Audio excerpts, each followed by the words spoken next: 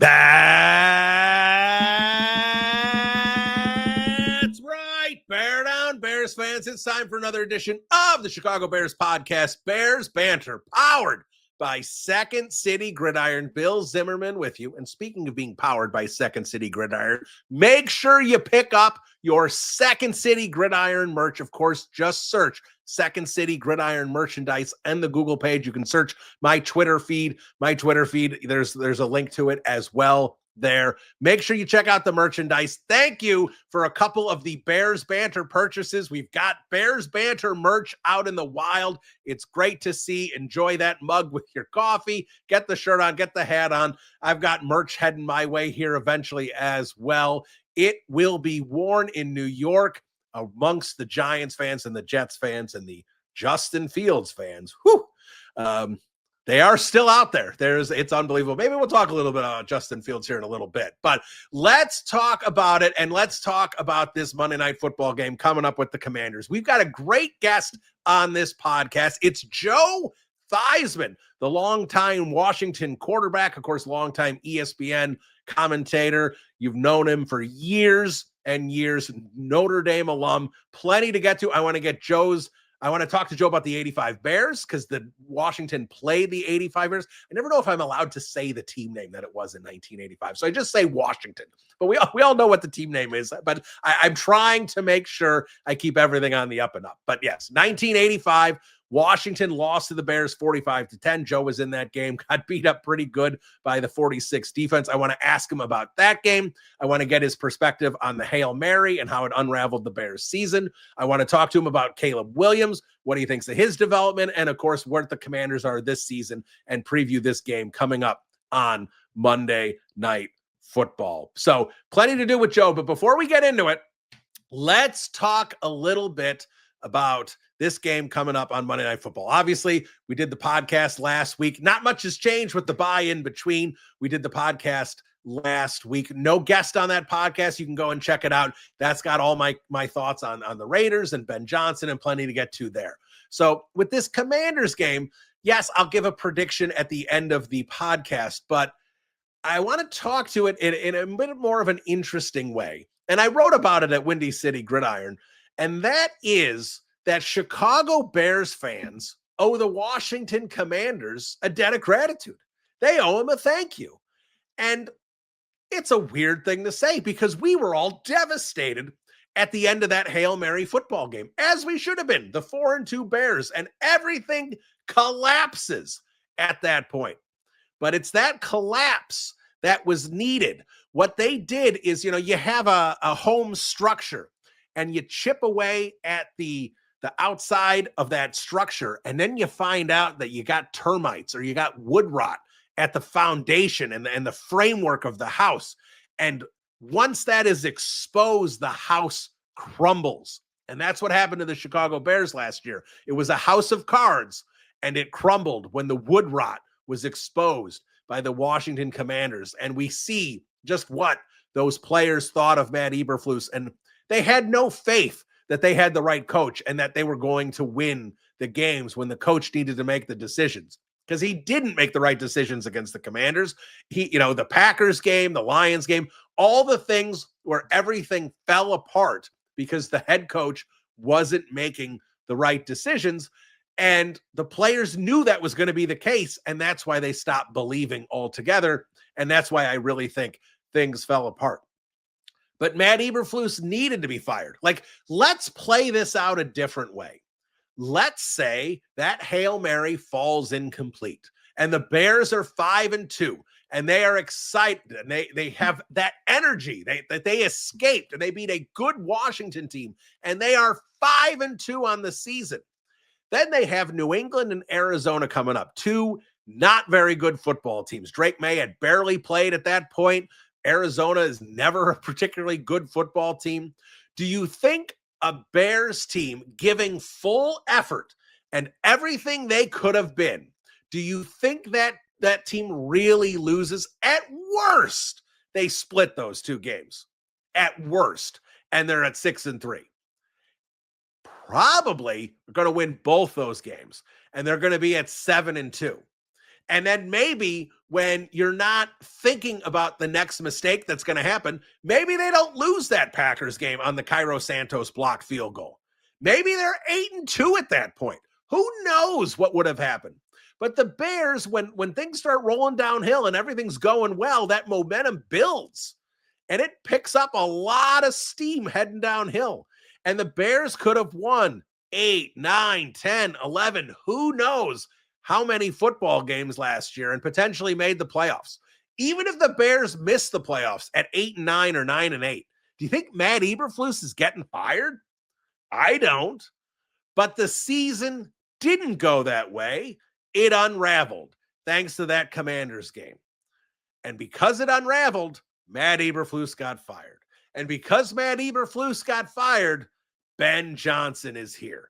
Could you imagine? I mean, Ben Johnson would be the head coach of the Raiders or the Jaguars or wherever he would have been. I doubt he still would have been offensive coordinator of the Lions, hoping another season passes with the Bears, especially if the Bears won football games. He's probably thinking the Bears are going to start winning football games.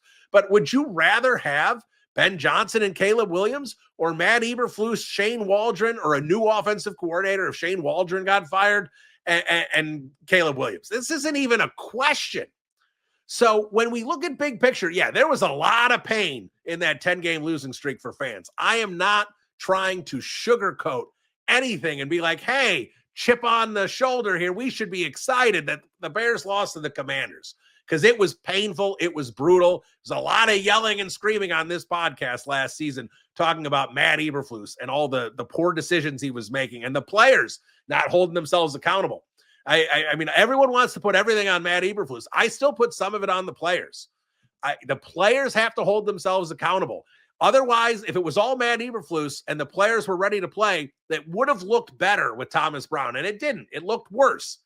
And not just like the play calling and some of the decisions where he's not an experienced head coach. Maybe that won't go well. The effort didn't improve either. That just still looked like a sloppy football team. So I put some of it on the players as well. Obviously, we all know my very, very negative views on Matt Eberflus. So I'm not trying to not put anything on Matt Eberflus. But at the same time, the players were part of the problem last season. But regardless of any of it, thanks to that Commanders game and the season falling apart after that Hail Mary is completed, Ben Johnson is now a member of the Chicago Bears. He is the team's head coach. This is exactly what the Bears needed. Like if we rewound the clock to October of 2023, when the Bears were sitting at 1-4 or whatever their record was with Justin Fields and Matt Eberflus, and somebody said, Bill, how are the Bears going to fix this? Who do they need at quarterback and who do they need at head coach? Are Fields and Flus the right duo? At that point, and I'm sure I said it on a podcast, I would have said no. And I would have said, you need to get Caleb Williams in here, and you need Ben Johnson to be his head coach. Because we were talking about Ben Johnson with Patrick Maher on Lions preview podcasts for years on this. We loved Ben Johnson on this podcast.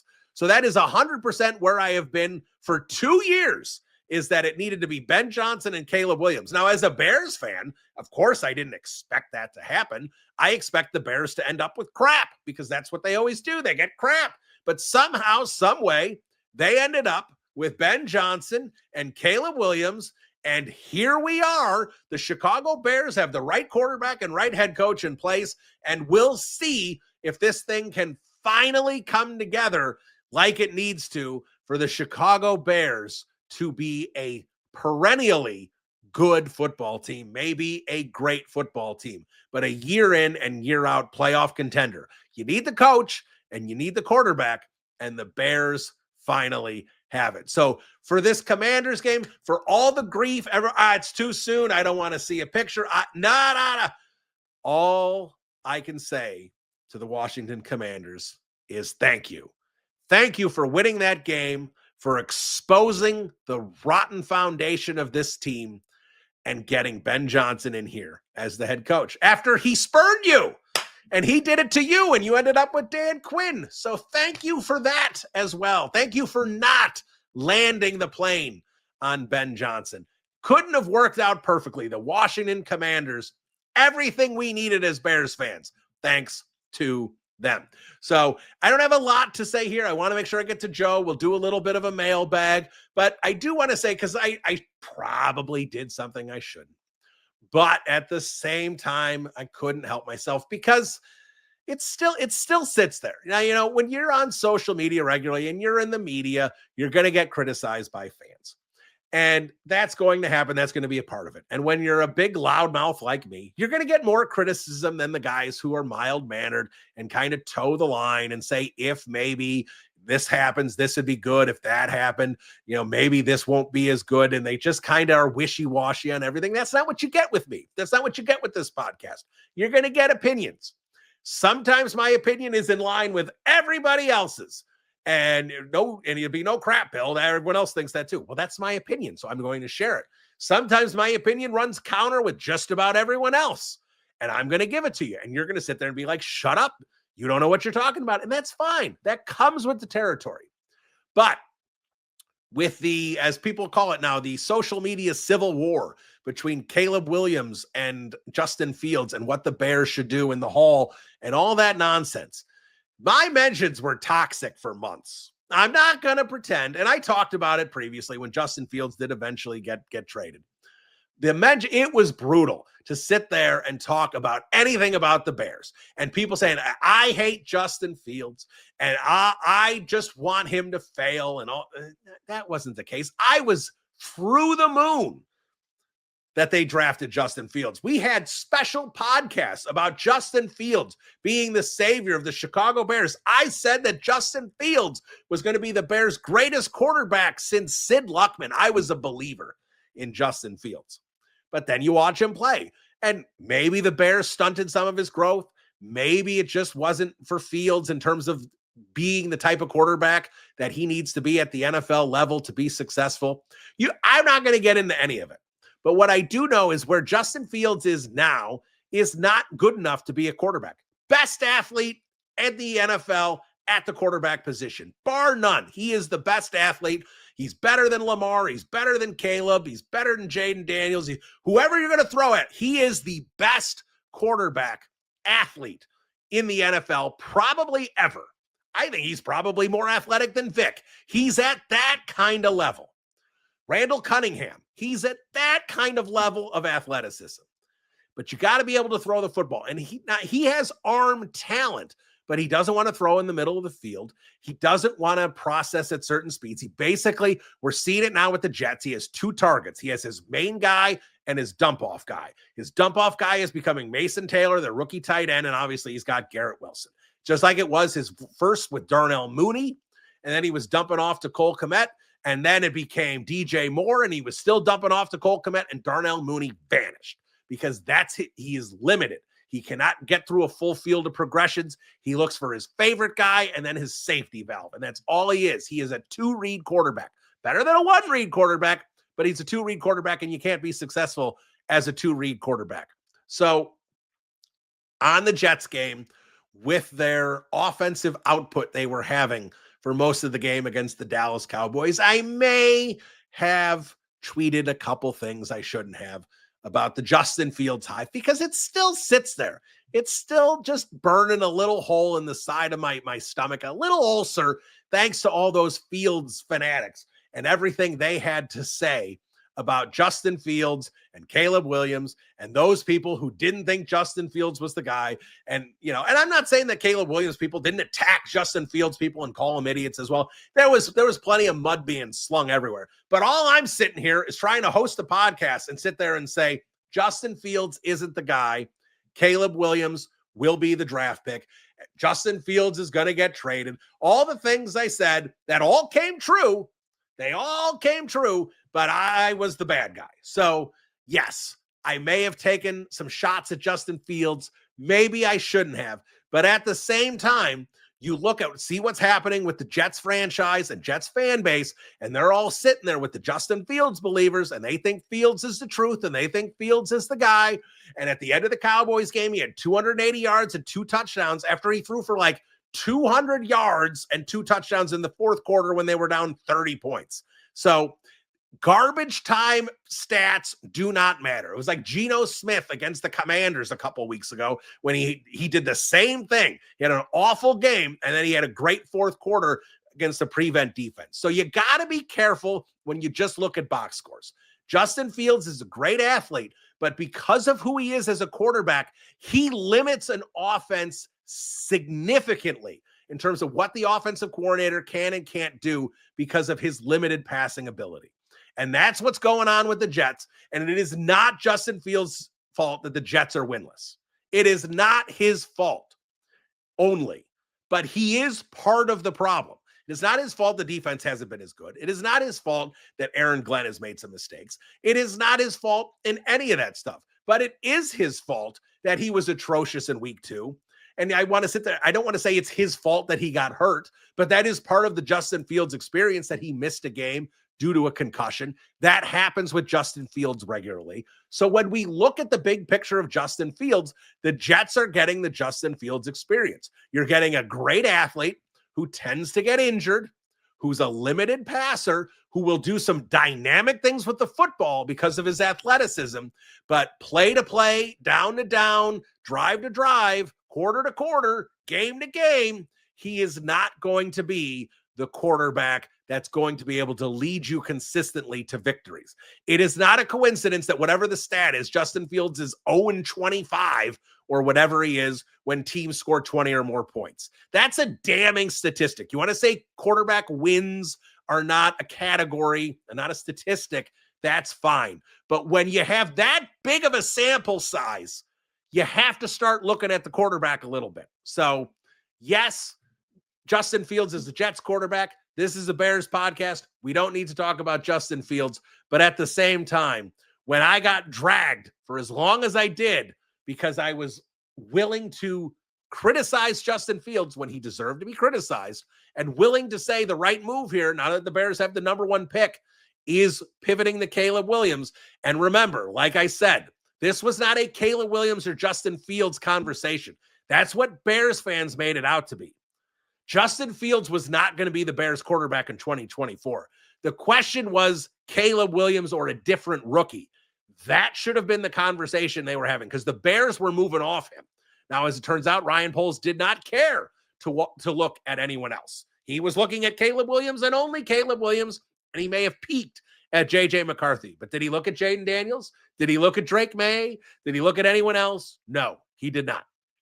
Bad process by Ryan Poles. But even sometimes a bad process gets you to the right answer. And the right answer to me was always Caleb Williams. And Caleb Williams and Ben Johnson is 100% the right answer. All right, let's move on. Let's get to Joe Theismann. He joins me next. This is Bill Zimmerman, Bears Banter. We'll be right back. Welcome back into the podcast. We are excited. We are pumped up to have this guest on. He is a well-known broadcaster, well-known quarterback, well-known Notre Dame alum. He is a Super Bowl champion. He is Joe Theismann. He's got a book out, in fact. You can get it on Amazon, How to Be a Champion Every Day, and he joins us now here on the podcast. Joe, Bill Zimmerman, how you doing? Good to see you, Bill. It's great to catch up with you this morning. Yeah, I'm excited to do this, excited to catch up with you as well. And there's plenty to get into. So let's start with the Commanders side of things and kind of talk about their season so far. Obviously, they didn't come out of the gate. You know, they had a good game, first game, but Jayden Daniels injury, there's been a couple bumps along the way here. What have you made of the Commanders season so far this year after a season in Jayden Daniels' rookie year where people were really thinking they could build upon it and be, potential NFC, a Super Bowl contender this year? Well, I still believe that the fans believe that. I think last year really wet everybody's whistle as far as being able to look at what this football team potentially has the opportunity to do. Of course, Jayden, you could see the difference when Marcus did a terrific job for the couple games he played, but Jayden Daniels is Jayden Daniels. He's exceptional, smart, athletic, makes good decisions, learning how to protect himself. Caleb, take a note, please. This is the most important thing that he can do is be available to his football team. And I really feel like that this football team continues to get better and better. Bill, I've always believed this. With only 2 preseason games, the starters don't play. So your first 2-3 games of the regular season are really preseason games. The coaches don't know what they have. The players don't know how good they are. They don't know their conditioning. There's so many things that we see in the first couple of games that you would see normally in a late preseason game. And so now I think we're settled into the season right now with 5 games for some teams, 4 for others. But this Commander team, I think, continues to build, especially defensively. I thought they played really, really well last week defensively against the Chargers. Well, let me ask you about that defense in particular, because the defense, it has given up some points in previous games, but yeah, that game against the Chargers really felt like the Commanders were firing on all cylinders. Really, even running the football with Krosky Barrett. All the pieces seem to be coming together. I know they still have a couple key injuries, but the defense, being this is Dan Quinn's team, he's obviously a defensive-minded coach. How do you think this defense matches up? Because I mean, the Bears offense, I'm not sitting here saying it's the 1985 49ers or 84 49ers, but at the same time, this offense has been clicking a little bit, has been doing well. Ben Johnson, we know, is a tremendous offensive mind. How do you kind of see the defensive matchup between Dan Quinn and Ben Johnson? It isn't just between Ben and Dan. It's basically around the National Football League, Bill. It's the guys up front. If you can own the line of scrimmage, if you can create problems up front with the Bears offensive line, then you have an opportunity to put pressure on Caleb. And I don't care who you are, pressure is going to make a difference in a ball game. It would be the same thing on the other side for the Bears and our offensive line when it comes to Jayden, to be able to get pressure, move them off a spot. Both these young guys move very well. So I'm not sure you really want to make them move a whole lot. But that would be, to me, I mean, our defensive line played really well. And they rotate a number of people through too. So you're pretty fresh going. I mean, that was the one thing that jumped out at me in the Charger game for the Commanders, was the way the defensive line came off the ball, the way they really went after the ball carriers and went after the quarterback. And so I think that's going to be a big key in this game. Who's going to be able to protect and who's going to be able to bring pressure? Yeah, 100%. Pressure is always king. That's certainly something the Bears have struggled with so far this season. Let me ask you specifically about the quarterbacks. Let's talk about both quarterbacks, because I think if both these quarterbacks have successful careers and are Pro Bowl caliber quarterbacks for the next 10, 12 years, because they went 1 and 2 in the draft like they did, with Caleb being from Washington, all the ways that they tie together, and obviously the rookie season game, which we're going to get to here in a second. But these two quarterbacks, I think potentially the NFL would love to see both these guys great, would love to see almost a Washington-Chicago rivalry kind of created, an NFC rivalry. What have you seen from Caleb Williams? I know you talked about Jayden Daniels a little bit. What have you seen from Caleb Williams so far this season and over his first, 20 or so games that you're excited about and that you have some concerns about? Well, Bill, the first thing that jumps in my mind is the growth that he's made from year 1 to year 2. Last year, he was a true rookie in the National Football League trying to survive. He thought that he could outrun defensive linemen at this level. He thought he could get away from a lot of people. Found out he couldn't, and he held on to the ball a bit longer. I think what Ben's got him doing right now, get back, get the ball out of your hands. Let the guys that are supposed to run with it, let the guys that are supposed to catch it do their job. I thought last year he tried to do so much, which is not uncommon for a young quarterback with athletic skills. I did the same thing early on. You just don't know what you're looking at yet. Defensively, they throw so many things at you, so many combinations, and you're not quite certain where to go with the ball. So you hold it. Now all of a sudden you're running for your life. I think this year he's been much more disciplined. He's thrown 8 touchdowns, only 2 interceptions. He protected the ball very, very well. And I think that's a big jump I've seen from Caleb. And to be honest with you, I'll take it to another person. It's a difference between Josh Allen 2 years ago and last year as an MVP. Getting rid of the ball, making good decisions with the ball in your hand. Don't turn the ball over when you have a chance to put points on the board. That's what I'm starting to see out of Caleb, which is, I think, for Bear fans, exciting. Yeah, no, Bears fans are really excited about the Caleb Williams, Ben Johnson combo. And we are, like you are 100% right. We're seeing the development. We're seeing him getting more settled. I was a little alarmed week 1. He was really frantic against the Vikings on Monday Night Football, but things have really grown over the first 4 games. But that let me bring you to last year before we get to the Hail Mary game, to the Bears. And this has been a chronic problem with the Bears, is developing quarterbacks. And it could just be a problem that they didn't get the right guy, right? That Mitch Trubisky wasn't the right guy, that Justin Fields wasn't the right guy. Right. But at the same time, we also see a Bears franchise that has had so much instability, where Mitch Trubisky has John Fox as his head coach as a rookie, and Matt Nagy comes in year 2. Justin Fields has Matt Nagy. Matt Eberflus comes in year 2. Jay Cutler had a new offensive coordinator basically every year. The Bears have had no stability around these quarterbacks. And hopefully now with Ben Johnson, that's something that Caleb Williams is going to have moving forward. But as someone who played in the league and has covered the league for a lot of years, how important is the stability and having the right people in place to make sure a quarterback, all these quarterbacks are talented coming out of college, but to really make sure that that talent is harnessed and they develop at the professional level? Both things are paramount, Bill. You have to have the right kind of coach. I mean, look at Sam Darnold. Look at the growth of Sam Darnold, with Kevin up in Minnesota, now all of a sudden out in Seattle. Look at the way he played. Here's a guy that everybody kicked to the curb. Can't play, not good enough. When you come out of college with athletic skills, you're good enough to be able to play. Now, who's going to coach you? What kind of system are you going to be in? And who are the players around you? Those are the things you look at. But you just can't keep teaching elements of the game around a quarterback. There's too much to learn.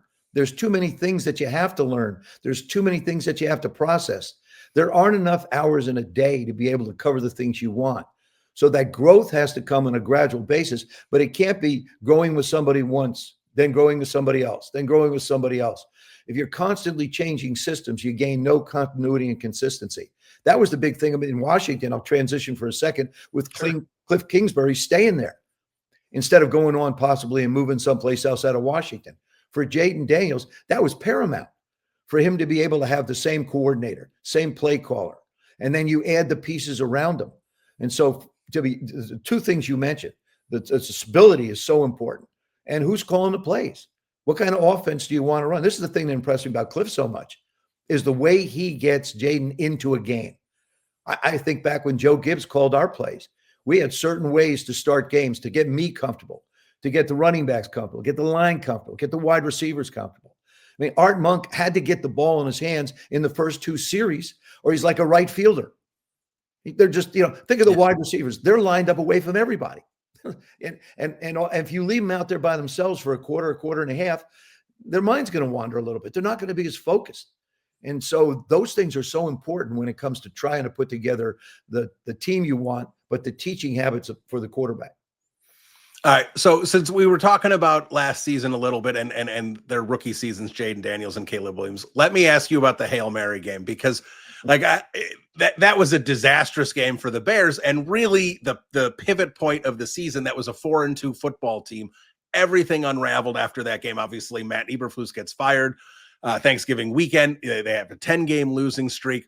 So, I mean, look, we could get into the specifics of Matt Eberflus giving some free yardage before the Hail Mary and all the things that led to it. Tyreek Stevenson doing what he was doing off with the fans. Obviously, a lot led to that play. But I want to ask you, as someone who's been in the locker room, how important is having the right mindset and the belief in a week in and week out basis that you could win? Because whatever happened, and no one can exactly say exactly what happened in that locker room, but something changed after that Commanders game to that Bears team. Effort didn't seem the same. Like there was something went wrong. So what is it about a locker room in terms of trying to keep it together and keep it focused and keeping that mentality in the right place? The most important thing, there isn't anything a coach can say, Bill. Nothing a coach can say will make a difference. It's the players in the locker room that have to remain strong. You need leadership in the locker room. You need guys that are there and say, look, okay, it's one game. Look where we are. It's one football game. You try and hold the ship together internally.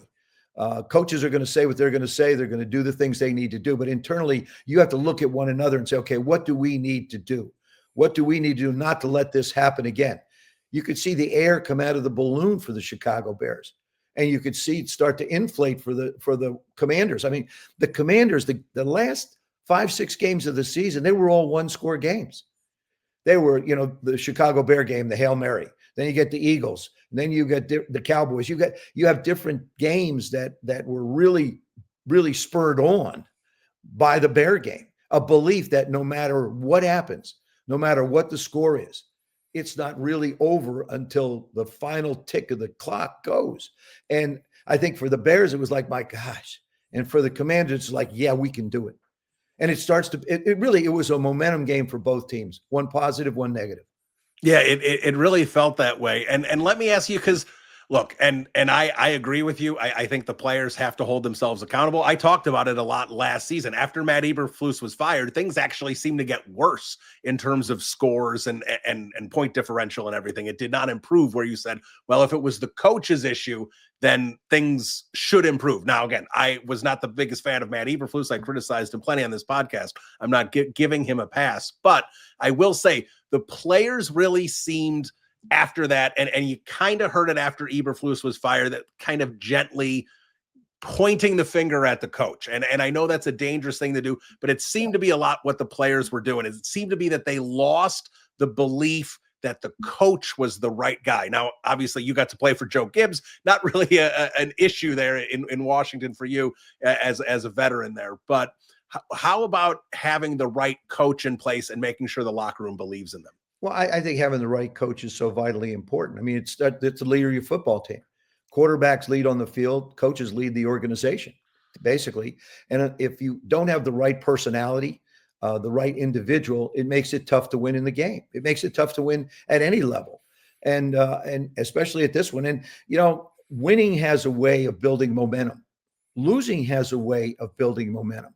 You get into a game that you win like this, you think to yourself, we can do it. All the way down, you get 60 minutes of fighting, all the way to the last possible play. On the other side of it, you lose a game like this, doubt starts to seep in a little bit. And you say, okay, when's the next bad thing going to happen? And those are real things, the positive aspect of it and the negative aspect of it. And I think for the Bears, it was like, okay, oh, geez, we lost this one. And then all of a sudden you lose another one. Somebody doesn't make a play and you wind up losing that game. And all of a sudden that momentum starts to build in a negative way. Yeah, no, I think it absolutely does. So let me, because I want to ask you a little bit about the 1985 Bears, being this is the 40th anniversary. I want to ask you a little bit about your coach in those years, being Joe Gibbs, because I think, look, we've talked about it. We've had some fun in terms of hyping up the old hype machine there with the Bears, where Ben Johnson and Caleb Williams, if they both reach great heights, can be one of those great coach quarterback pairings throughout NFL history. Obviously, we're putting the cart way in front of the horse there, but just saying the possibility, the potential is there. You can't see the horse, Bill. You've got that cart and horse so far apart right now. So far. You can't see the rear end of the horses right now. Yeah, but not even trying in the right direction.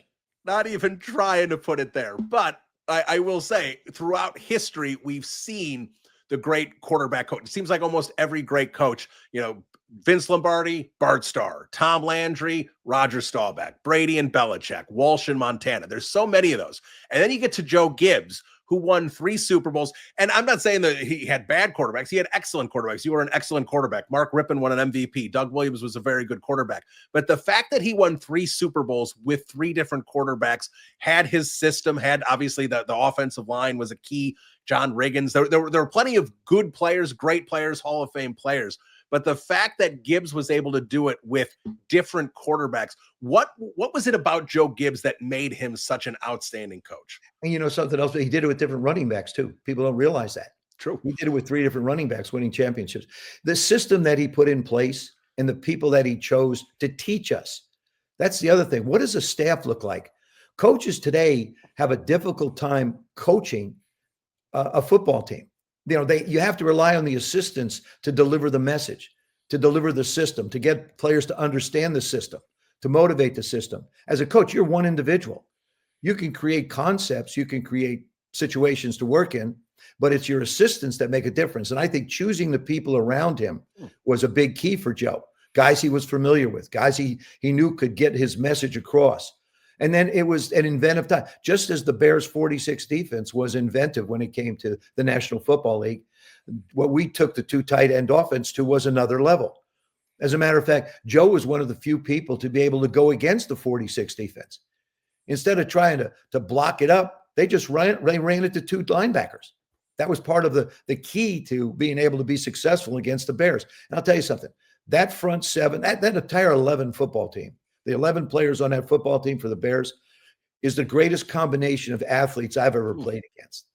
Conceptually, they were difficult to deal with, but the athletes on that football team, holy mackerel, those, believe me, I paid the price in that football game.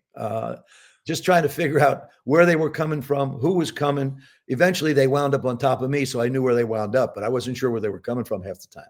Yeah, and that game you brought it up. That was obviously a rough one for you and your teammates. The final score was 45-10, but you guys actually jumped out to a 10-0 lead in that game, Yep. and had success early. And that was kind of the Bears early in the season. They kind of fell behind and they'd scratch and claw to win those first few games. That was really the first game where they really busted out and really started beating teams. They beat Dallas 44-0, Atlanta 36-0. They had some massive wins in that one. So what was it that you guys did early? Like what happened? Was it just the relentless pressure over the course of 4 quarters? How do you guys have success early and then have things fall apart like that? The reason I'm laughing is because just as the Bears season turned last year on the Hail Mary for them, our game turned with my 1-yard record-setting punt. I was going to ask you about that. I figured I'd bring it up before you did. No, we had a 10-0 lead. Kicked the ball away from Willie Gault 3 times. Okay, so now we're going to kick the ball to Willie. We have a lead. Willie takes it back for a touchdown. Next time we get the ball from the 15-yard line, I'm punting. I get my record-setting 1-yard. Because your punter was hurt in that kickoff, the Willie Gault touchdown, correct? He hurt his leg in the kickoff to Willie. So I'll tell you the story. So I'm standing on the sidelines and Coach Gibbs is going, we don't have a punter. I said, hey, Coach, I can punt.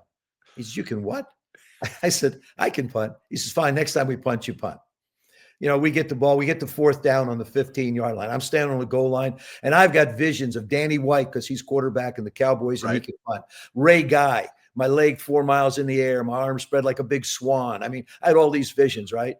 I actually have a picture, Bill, of my punt where my knee is bent and the ball is like at 2:00 headed out of bounds. I don't know how somebody captured that photo, but I actually have that one. But that sort of set everything in motion the other way. They went and scored, and from then on, it became an avalanche. Momentum is so key in games. One play turns. Everybody says, oh, one play doesn't make a difference in a game. They've never played in a game then. That one particular moment where one team gets belief and the other one doesn't get doubt, but now there's uncertainty. And all of a sudden, it's like a tidal wave coming at you. You just can't stop it. Everything you do is right. Everything they do is wrong. Let me ask you one more thing about the Bears and more about football in the 1980s and in that era. And then I want to ask you about Notre Dame before we wrap up. But you watch the highlights of the 85 Bears or even the 86 Giants and these hard-hitting defenses.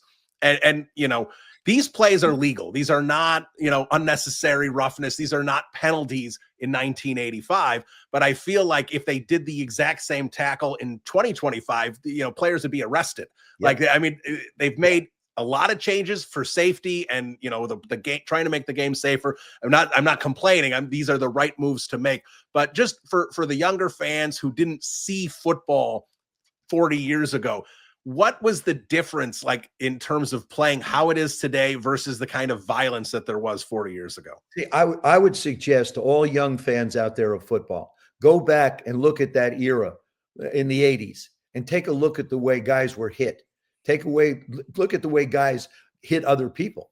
You're right. The penalties that exist today didn't exist then. Roughing the quarterback. One of my big complaints is when a quarterback gets pushed to the ground.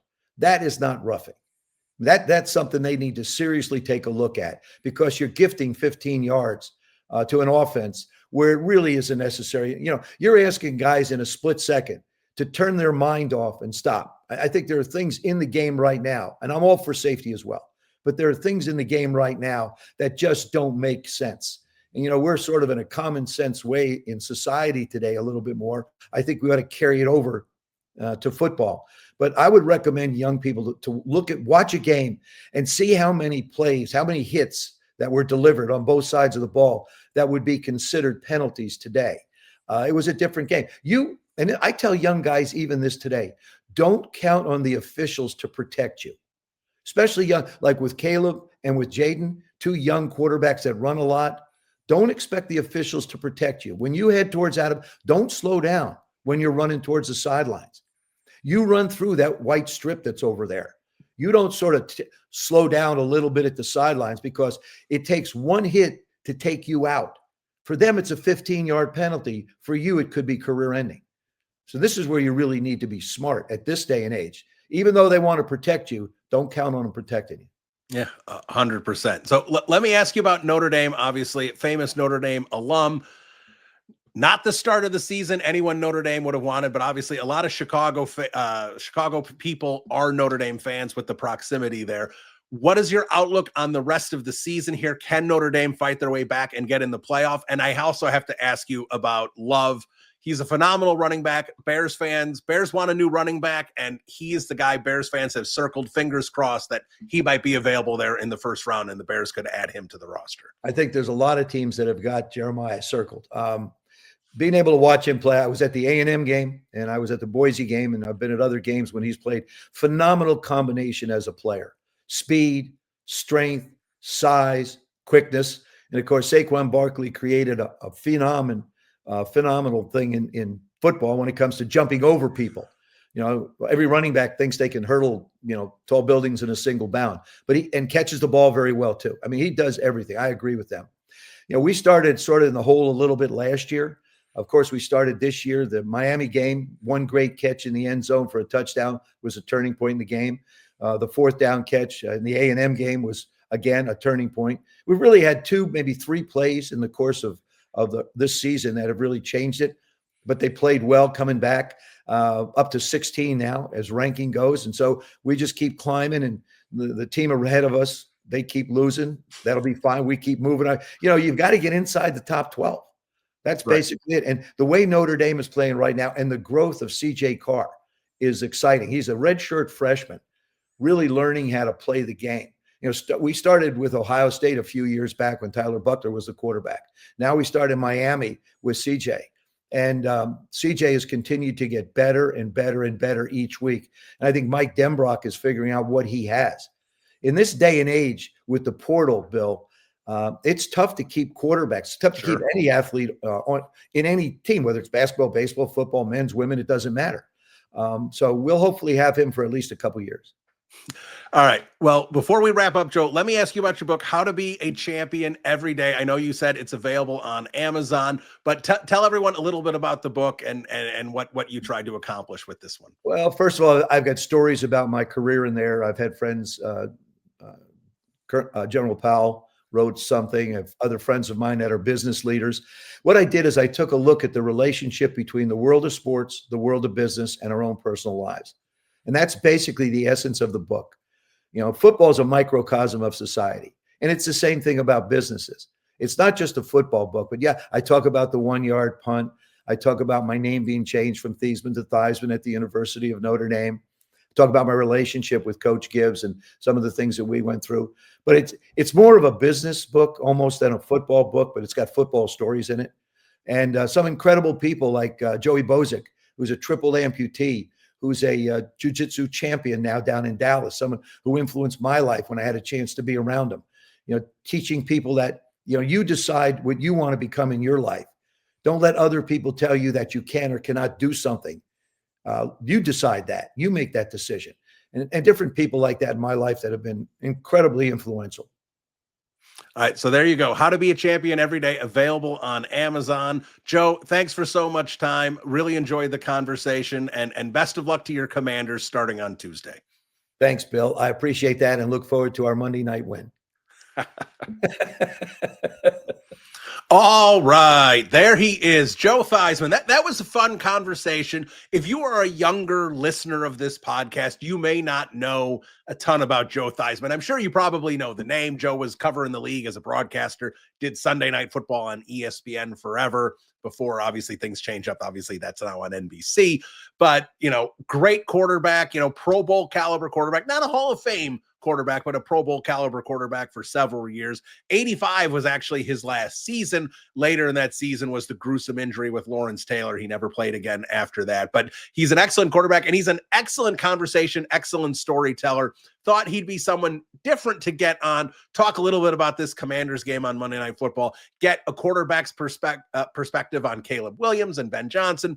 I really enjoyed that conversation. And yeah, I was going to bring up the 1-yard punt because it's a famous play in that Washington Bears game. But at the same time, He just brought it right up. He wanted to talk about it first. So let's jump into the mailbag here. Let's get a couple things on the board here, and we'll give you the prediction for the Monday Night Football game. We'll start with J-Rod, who says, are you still happiest with Caleb Williams being the pick? If we played this out and said you could have Caleb Williams with no additional draft picks, or if the Bears traded the pick, you could have Jayden Daniels with 1 first-round pick or Drake May with 2 additional first-round picks. Who would you pick? That's an interesting question. I appreciate that question, J-Rod, because everyone just says, do you want Caleb, Jayden Daniels, or Drake May? You made things a little bit more interesting. So let me break this down.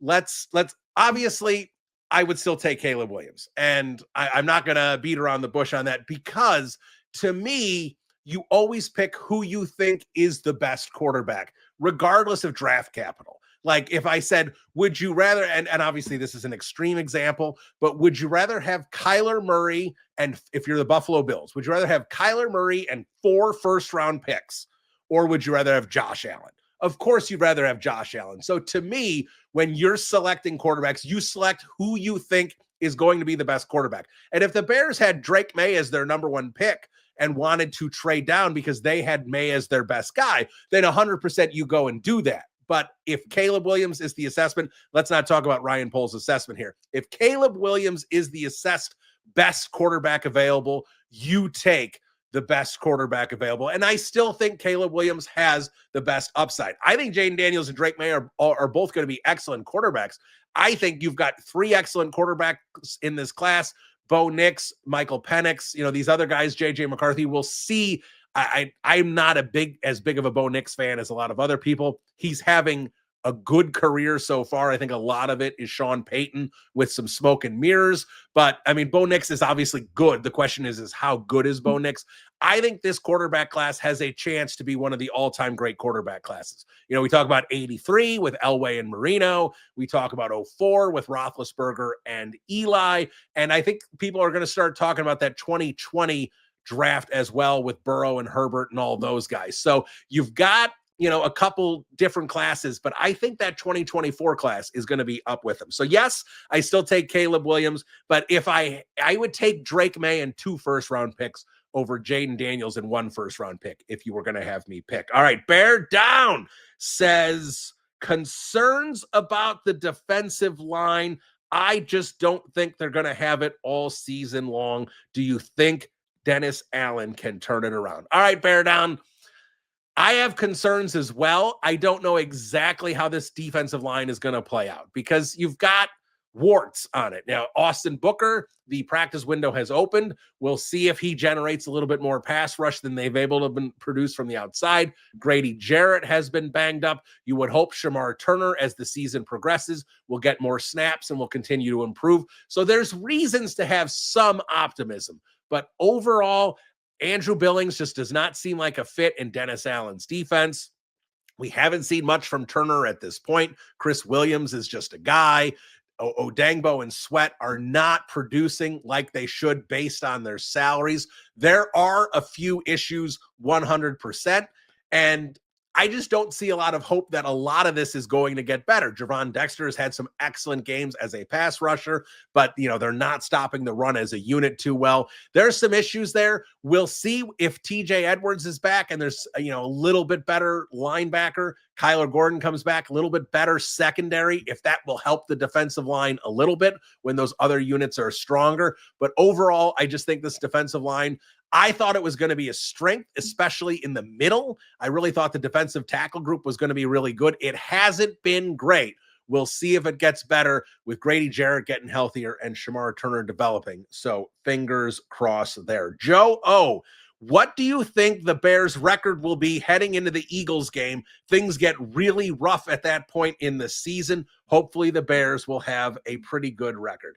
All right, let's take a look at this really quick here. I'll just say the Bears lose to the Commanders. We'll just say that quickly. So the Bears would be 2-3. They beat the Saints. They're 3-3. The Ravens is going to be tricky because I think the Ravens, is Lamar Jackson back? I expect Lamar Jackson to be back there.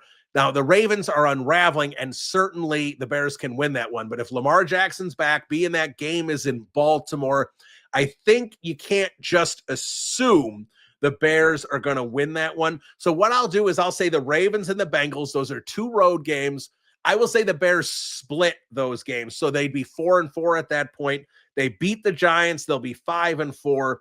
The question here is the Vikings on the road and then the Steelers at home. Let's say at that point, Caleb Williams has a few more games under his belt with Ben Johnson. Hopefully the defense is playing a little better. Let's say they split those 2 games as well. They'd be 6-5 heading into the Eagles game. And then, of course, it's Eagles, Packers, Browns, Packers, 49ers, Lions. That is a brutal finish to the season. So 6-5 probably isn't going to get you in the playoffs with those games. Like, there's probably a decent chance the Bears go like 2-4 down the stretch there. So they might finish below 500. I assume your question here is more about, can they make the playoffs, and what their record needs to be. So if they're 6-5 going into that Eagles game, that's not a great spot. Personally, I think they need to be 7-4. Now, they can absolutely be 7-4 with what they have coming up. It's not impossible that they can be 8-3. Those games are winnable games, but I will still pause because the only 2 wins the Bears have right now is against a struggling Raiders team and a Dallas team that is, they can hang in there with good teams, but they do have the worst defense in the NFL. And shots fired, last one. Tavern or deep dish, and favorite non-Chicago style pizza. All right, I like that. Let's do a little pizza. So I think I don't live in Chicago. I live in New York. If I grew up in Chicago, I moved to New York when I was about 30. If I lived in Chicago and had access to Chicago style pizza on a day-to-day basis, it would 100% be Tavern. I love the Tavern. I love the little squares, but because I love deep dish and love the opportunity to have deep dish, I'll get Lou Malnati's frozen pizzas sent to me in New York. Because that when I'm in Chicago, I almost always go for the deep dish because I think the deep dish as a once in a while thing is superior to Tavern. But you can't just have deep dish all the time. You have deep dish once a week, once every couple of weeks. That's too much deep dish. You need the Tavern. You need that nice crisp crust with the cheese melted on top with sausage. Always has to be sausage. That's the key. And the Lou Malnati is the giant sausage patty on top of the entire pie. Chef's kiss. That is a beautiful thing. So I will say Tavern if you live in Chicago, but if you're just visiting like I have to at this point, you have to do deep dish. And favorite non-Chicago style, as someone who lives in New York, I am so sick of the New York style pizza is the king. It is not. The crust is too bready. Here's what I always say about people in New York. You see people eat their New York style pizza. You know what they do? They throw away the crust because it's rubbery. It's not that good. So if you're throwing away the crust, you don't have a great pizza slice. You got to be able to eat it from start to finish. You have to consume everything. So the New York style where you fold it in half and you're basically trying to turn it into Chicago deep dish at that point. Anyway, that's not it for me. I like, I don't mind like a thick pizza. So Detroit style, that thick, not Little Caesars, but like good Detroit style pizza with the thick crust with the cheese, and the cheese is kind of caramelized on top and you got that nice bready crust. I like Detroit style pizza. So if it's not Chicago style for me, shots fired, I will say Detroit style pizza. All right, let's wrap it up with the prediction. And I did say, let's just call the Bears-Commanders game a loss. And I think I am going to call it a loss. I think this is going to be close, and the Bears can 100% win this game. I am not coming into this game with no hope. And I'm not coming into this game thinking it's going to be a Hail Mary hangover. I think Ben Johnson's going to have them focus and have their heads in the right place. But the fact that Jayden Daniels is healthy, if Marcus Mariota was playing, I would have a different opinion. But Jayden Daniels is a very good quarterback. This Washington team is a good football team. I don't think they're a great football team. I don't think, Joe still thinks that they're going to take the steps to be a Super Bowl contender. They don't feel like a Super Bowl contender to me. They feel like they're a half step behind where they were last year. Now, obviously, it's early October. There's plenty of time for the Commanders to get things together and really get into a groove moving forward. But at the same time, I just don't feel it clicking for some reason quite as much with the Commanders. That being said, this is a home game. I do think with Jayden Daniels there, I do think they win this one, but I think the Bears are within the number. Right now it's a 4.5. I've seen a 5-point spread. I think that number is crazy big. I don't think it should be that much. If you're a gambler, I would pick the Bears plus the points, but I don't know if I'd pick the Bears on the money line to win this one. To me, this feels like a 27-24 type game, something like that, 20-17 if the defenses are a little better there. I think the Bears lose by a field goal, but I do think Washington wins this one. But like I said, if I'm talking about this game next week and I am talking about a great Chicago Bears victory, that would not surprise me. So that's going to do it for Bears Banter. We'll talk to you all next week. Bear down, everybody. Adios.